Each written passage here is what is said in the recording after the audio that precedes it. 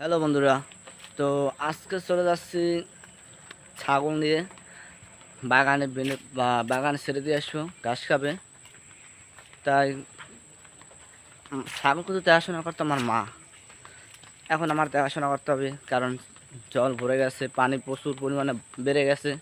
তাই এখন মা ছাগল নিতে পারছে না, তাই আমাকে খাল নেমে ছাগল দিয়ে দিতে আসবে, বাগান ছেড়ে দিয়ে আসবো। দেখুন ছাগল কিন্তু আমার সামনে হাঁটতে আছে, আমার সাথে বুনু আছে, বুনটি কিন্তু আসছে, দেখুন।